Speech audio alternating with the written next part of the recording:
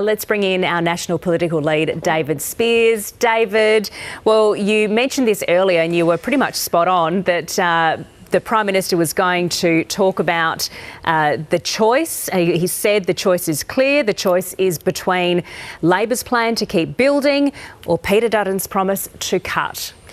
Absolutely, and that was the opening pitch, wasn't it, from a Prime Minister who did, it must be said, look a little nervous at the start there of what turned into a lengthy and more confident press conference. But look, you can understand the pressure of the moment.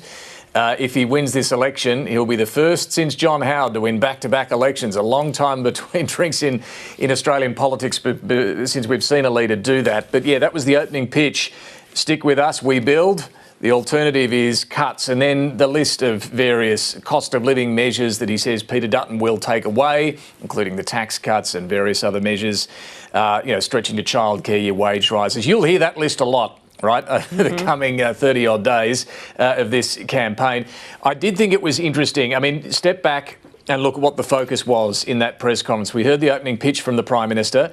We had a lot of questions about cost of living because, yes, you can't say people are better off now than they were 3 years ago. That's where Peter Dutton will go. That's where Trump went in the US. It's where oppositions have been successful, knocking off incumbents during a cost of living inflation crisis. He talked about if Dutton had been in power, you'd be $7,200 worse off because he opposed this, this and this. So that's the response to it. Will it be enough? We'll see. Then we got questions on Trump.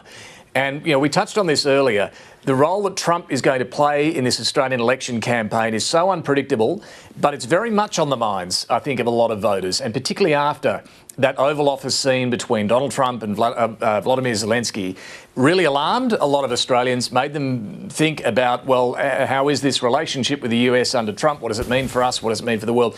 So you can see Anthony Albanese having to navigate this by saying, we're working well with Donald Trump. We've got a good relationship. Might not be able to have got him on the phone in recent weeks, but, we got good contacts. But at the same time hinting that all the things you don't like about Donald Trump, you'll get with Peter Dutton, the job cuts, what we've seen from Peter Dutton in terms of not supporting the idea of sending peacekeepers potentially to Ukraine. Every opportunity he gets, I think the Prime Minister will want to link Peter Dutton to the downsides of Donald Trump. Subtly, he won't want to criticise Donald Trump openly.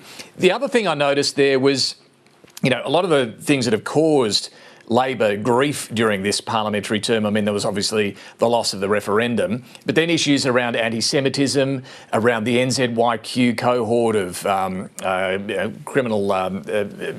illegal immigrants with criminal backgrounds.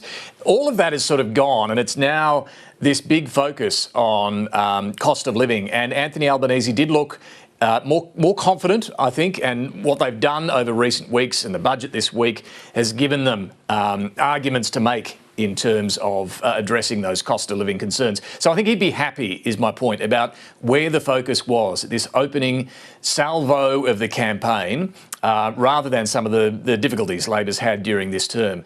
And we're witnessing, the practice of democracy in action, aren't we, in Canberra this morning, and seeing a bit more of that right now here with the proroguing of Parliament.